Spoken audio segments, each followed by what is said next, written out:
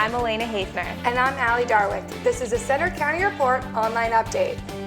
Earth Day may have come and gone, but there are still ways for you to keep Central PA clean and green this weekend. The Clearwater Conservancy is sponsoring their 19th annual Watershed Cleanup Day this Saturday from 8 until noon. The volunteers will help to clean up roadsides, parks, streams, and forests around central Pennsylvania. Water Resource Coordinator Lori Davis says some volunteers go the extra mile during the cleanup. You know, depending on if you're in a stream, we do have some kayakers and canoeists going down parts of Spring Creek and the Bald Eagle. So they're stopping along the way, and actually, I'm always amazed at how they do it, picking up stuff within the stream and loading up their kayaks and canoes. If you'd like to volunteer your time for future events, you can fill out a volunteer questionnaire at Clearwater Conservancy's website at clearwaterconservancy.org. No county is safe from the risk of Lyme disease. According to a study released this week by the Pennsylvania Department of Environmental Protection, the disease is now present in all of PA's 67 counties. Lyme disease is caused by a bacteria carried mostly by deer ticks. The DEP says the north central region of PA, Center County included, has the highest risk for the illness. Using insect repellent, wearing protective clothing, and checking for ticks regularly are just a few ways to help protect yourself from infection. Pennsylvania is the state with the most reported cases of Lyme disease in the past 5 years.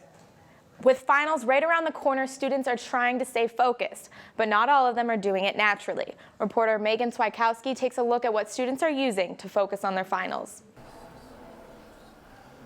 Attention Deficit Hyperactivity Disorder, or ADHD, is a mental disorder which can influence attention, hyperactivity, and impulsive behavior. The CDC says that 11% of children ages 4 to 17 have ADHD. The symptoms can be harder to cope with as school and work get harder, especially in college. Less dopamine is in the brain, and so if someone's hyperactive, they may be fidgety, they can't concentrate. Penn State sophomore Maggie Hagan was diagnosed with an attention deficit problem last year and has a prescription for Adderall.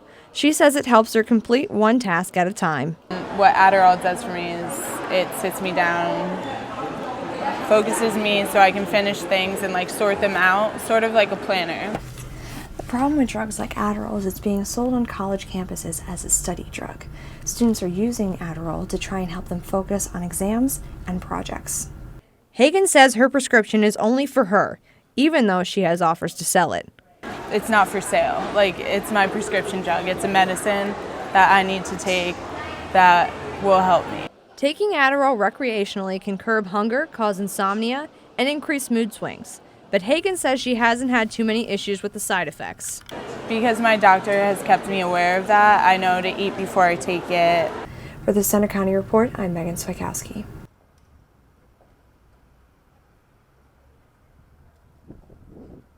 Penn State is making efforts to decrease the amount of stress students feel during finals by bringing animals on campus and hosting other special events to help.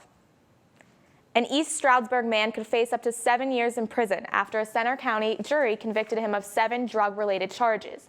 According to the Center County District Attorney's Office, 22-year-old Jaleel Brown was arrested back in 2013 after selling pot to a police informant.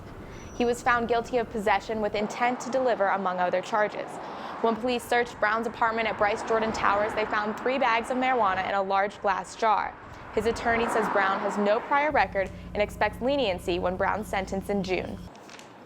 With the warmer weather, you've been seeing them all around town.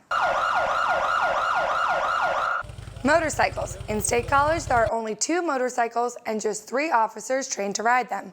The bikes use the largest engine that Harley-Davidson makes, 103 cubic inches. After adding all the sirens, lights, and radios, just one of these bikes costs around $25,000. Because they are a conversation starter, Officer Joe Zavuto says these bikes are the best tool to bring the community a little closer to the police. Football, tailgates, and alumni reunions are all traditions at Penn State, but I took a look at an unusual, decades-old tradition that's now just a memory. Since the late 1800s, the Rathskeller has been home to a number of things: a horse stable, a post office, and since 1933, it's been a restaurant and bar. We work very hard not to change the Rathskeller. Up until a couple years ago, one thing has always stayed the same: the troughs, urinals in the men's bathroom. Half of our customers wanted to get rid of them, and half of them thought it was part of the charm of the Rathskeller. The troughs had to go once they couldn't be repaired anymore, but alumni remember them as more than just a bathroom amenity. Take $10, buy a case of Rolling Rock ponies, a bottle opener, and when you're finished, take it over to the trough to fill it back up. And that was just part of tradition. We've had some great student athletes that worked here. Two athletes, Carrie Collins and Kyle Brady, were among those employees. I told Carrie, I said, one day you were making $5.25 an hour picking bottles out of the urinal, and 6 months later he was making $12.5 million a year. So it was quite an honor to pick those bottles out of the urinal. Alumni still return to the Rathskeller and almost always ask about the trough tradition. Jamie is one of the most famous alumni that still come into the Rathskeller. He's put his share of bottles into that urinal. I'm not going to say yes, I did it, or no, I didn't do it. So when it came time for the troughs to go, Jamie Perry took it home. It was only right that he be awarded that award. I decided I'm going to mount it to my shed, and I was going to give it a purpose. So I put on Facebook and allowed friends and family to kind of put their vote in what to do with the trough. I put 3 things up there as choices. I always liked the idea of a flower planter. But beer cooler won the popular vote and Jamie went to work. I soaked it in about 4 to 5 gallons of Clorox. In this past Blue White game, we actually christened it, put in lots of bottles of beer, filled it with ice, and friends came over, and friends very happily grabbed the beer out of the cooler. The newly refurbished trough is expected to be used again soon with warmer weather on the way.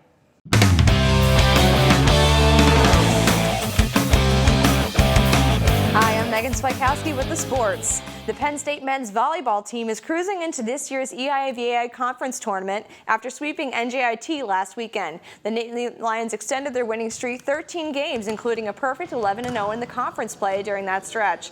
With just 1 game remaining, they'll have a good chance to finish conference play, a perfect 12-0 when they play St. Francis on Saturday. Although he's happy with the winning streak, head coach Mark Pavlik insists that it has no impact on his initial expectations. Well, I think it's the same as it's been every year. We expect to win the EIVA tournament. We expect to go to the NCAA championships. We know that we've got 3 good teams that are going to meet us at those EIVA championships, but that doesn't change expectations. Penn State is seeded first, giving them home court advantage going into the EIVA post-tournament beginning Wednesday. Penn State has a history of success at the annual Philadelphia event, Penn Relays. Having won 110 first-place titles since 1910, many individuals are looking to return this year and take back their defending titles. Reporter Gabrielle Chappelle has the story. Not 1, not 3, but 5 athletes took home a first-place title at last year's Penn Relays in Philadelphia. One of those athletes was Darrell Hill, a senior shot putter that has high hopes of clinching first for a 2nd year in a row. It's a lot of new faces. It's a whole completely new year. I'm a different person, so it's going to be really competitive. I have all intentions on going back and trying to win, but it's going to take a lot of work. But I'm looking forward to it. For Hill, this isn't only an opportunity to have a high level of competition early in the outdoor season, but also a chance for him to compete in his hometown of Philadelphia. Well, my parents should be coming down, and I'll probably have a couple friends come down. I'm a high school coach, and I know a lot of the officials there. So I don't know if it's necessarily a fan zone, but I'll definitely have some cool support. Some extra added motivation to kind of get the job done. But Hill isn't the only Penn State shot putter with high expectations. Junior Rachel Fatherly was runner-up last year and is not only hoping to take home a first this year, but also reach a Penn State goal. Definitely a school record. 1688, it's definitely something that I'm able to do. In order for Fatherly to get the school record, she's going to have to launch an 8.8-pound ball from here